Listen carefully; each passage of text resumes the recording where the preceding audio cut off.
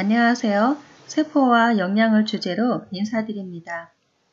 우리의 세포는 모여서 조직을 이루고 조직은 기관을 만들며 결국 우리의 몸이 됩니다. 세포는 에너지를 만들고 자신을 복제합니다.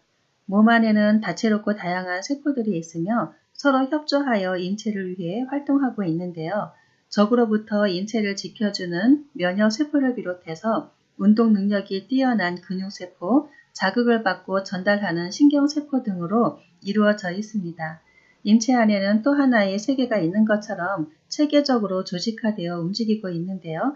이러한 세포에 대한 이해는 세포 간의 상호작용 및 이들의 정보 교환에 초점을 두고 있으며 하나의 세포가 다른 세포들의 중요한 환경의 일부가 된다는 점입니다. 우리가 알고 있는 세포의 구성은 단백질, 지방, 핵산인데 새롭게 발견된 촉수가 포함이 됩니다. 이해를 돕기 위해 NHK 방송에 나왔던 화면을 참고해보면요. 혈관을 단면으로 잘랐을 때 수염처럼 보이는 것이 바로 그 세포의 촉수입니다. 이들 세포에는 반드시 필요한 영양소가 있는데요. 그것은 비타민과 미네랄, 지방산과 아미노산입니다. 그리고 최근 과학자들은 단당류라 불리는 세포 촉수의 주 성분인 8개의 당이 그 필수 영양소의 범주 안에 들어간다는 것을 발견했습니다. 이 당류는 세포가 최적의 기능을 수행하는 데 반드시 필요합니다.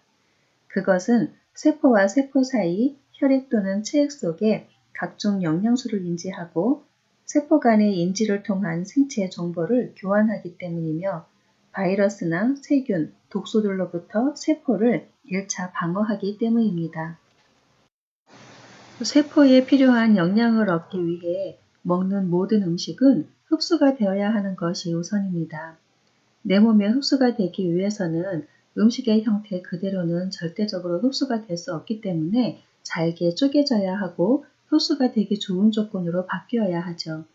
탄수화물은 당으로, 단백질은 아미노산으로, 지방은 지방산으로 바뀌어야 흡수가 되고 필요한 에너지를 공급할 수 있게 됩니다. 그리고 다 쓰고 불필요한 부분은 원활하게 배출이 이루어져야 하는 것이 중요합니다. 우리 몸은 영양이 흡수되지 않아서 생기는 병과 버리지 못해 몸에 쌓여서 생기는 병들이 많기 때문에 흡수와 배출은 너무나도 중요하죠. 한마디로 소화, 흡수, 배출 능력이 좋아야 합니다. 이런 모든 작용을 신진대사 작용이라 하고 대사가 원활하게 이루어지기 위해서는 반드시 필요로 하는 물질들이 있습니다. 그것은 대체로 몸속에서 생성되지 않기 때문에 외부에서 얻어야 하는 필수 영양소입니다. 요약해보면 신진대사는 영양물질을 몸 안에서 분해하고 다시 합성하는 화학적 반응을 통해서 생명활동에 쓰이는 모든 물질과 에너지를 생성하고 그렇지 않은 물질은 몸 밖으로 배출하는 것을 말하는데요.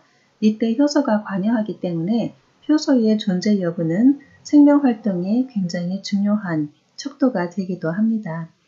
특히나 소화효소는 태생부터 주어진 한정적인 물질인데요. 기름진 음식이나 고기를 많이 먹게 되면 소모량이 아주 크게 됩니다. 덕분에 효소가 급격하게 줄게 되고 췌장을 비롯해서 위나 간, 장 등의 기관에 무리를 주게 되고 이것 때문에 암이나 대사성 질환을 유발하기도 합니다. 결국 소식을 하는 사람이 건강하다는 이유가 되겠네요. 이해를 돕기 위해 영양을 크게 4단계로 분리를 해봅니다.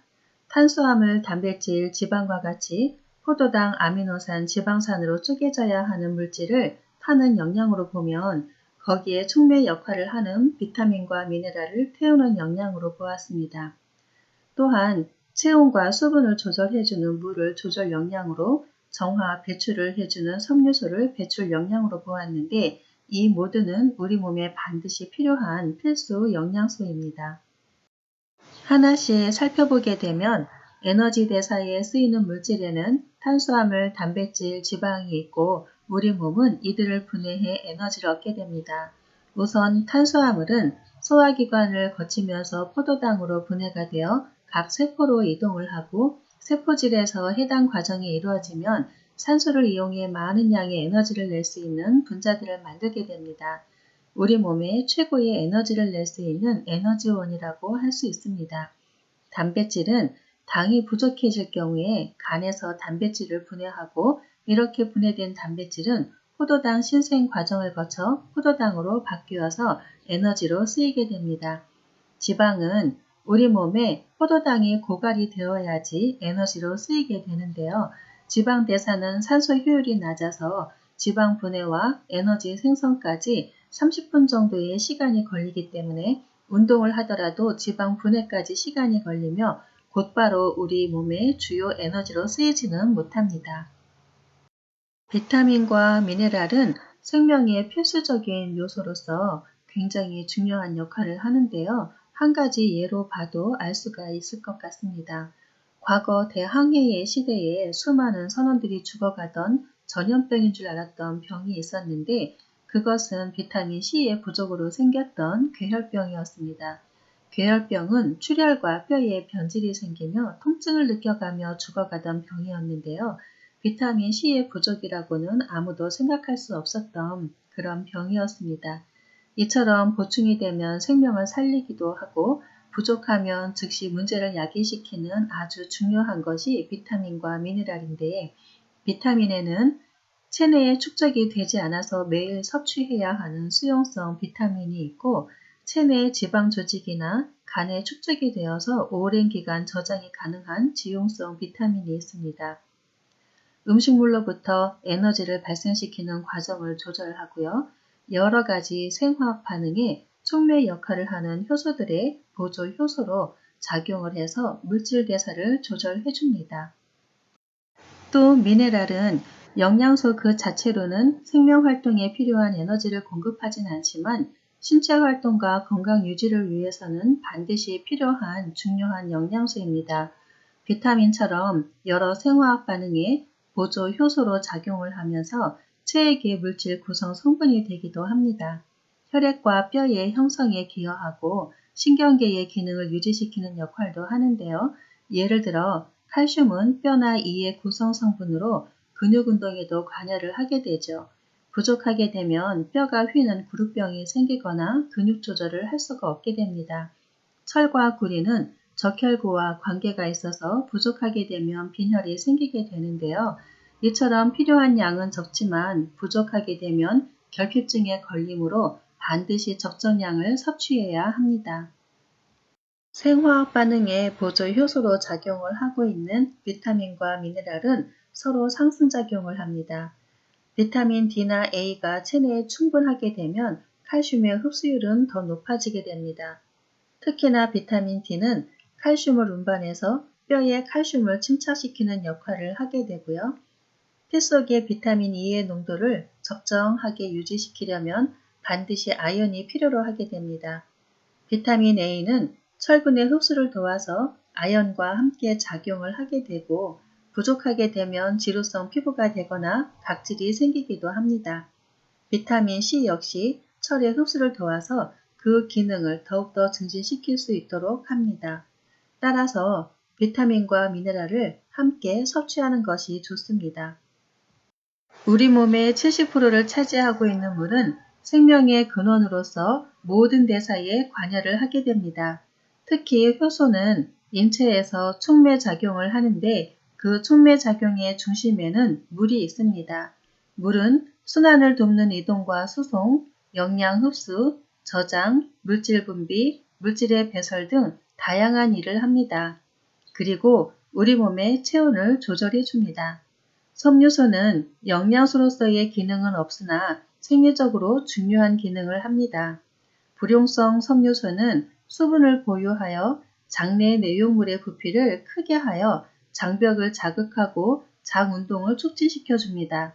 따라서 변비 예방에 도움을 주고요. 팩틴과 같은 수용성 섬유소는 물에 잘 용해가 되어 끈적끈적해지고 점성이 증가하여 함께 섭취된 포도당이나 지방 성분 등의 소화 흡수를 지연시켜 줍니다. 따라서 식후의 혈당 상승이나 혈액중의 콜레스테롤의 상승을 억제시켜 주기 때문에 당뇨에 도움을 줄 수 있습니다. 그리고 담즙산이나 유해물질을 흡착하여 배설시켜주는 역할도 하게 됩니다. 앞에서 살펴본 세포와 세포에 필요한 영양을 통해서 음식의 중요함을 정리해 봅니다. 우리는 음식을 혈액에 주입하고 있습니다.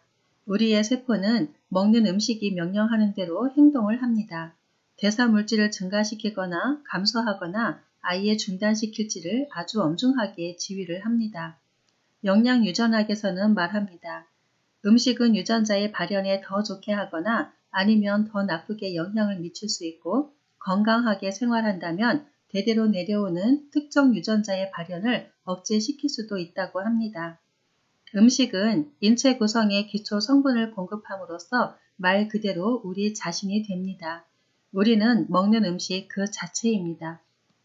조금 더 강조를 해보면 인체는 스스로 치유하는 자가 치유력이 있죠. 영양은 그것을 돕는 자원이 됩니다. 동양에서는 약식 동원이라 하여 약과 음식은 근원이 하나라 하였고 의성인 히포크라테스는 음식으로 고칠 수 없는 병은 약으로도 고칠 수 없다 하여 음식이 약이 되고 약이 음식이 되게 하라 하였습니다. 미국의 리누스 파울링 박사는 의학의 미래는 영양이라 하였는데요. 음식은 배를 채우는 데 그치는 것이 아니라 병을 예방하거나 치료할 만큼 아주 중요함을 강조하고 있습니다. 지금까지의 모든 내용은 건강을 강조하고 싶어서 준비를 했습니다. 마지막으로 다시 한번 강조를 하면서 마무리를 하겠습니다. 건강이라고 하면 세포의 건강을 의미하는 것이고 건강한 세포란 자기의 수명을 다하고 죽는 세포를 말합니다. 세포가 빨리 죽어 자기의 할 일을 못하거나 죽지 않을 때 그것이 병이 되기 때문입니다. 건강한 세포를 만들려면 필요한 영양을 반드시 공급해주는 것이 답입니다. 건강한 음식으로 모두 건강하세요. 감사합니다.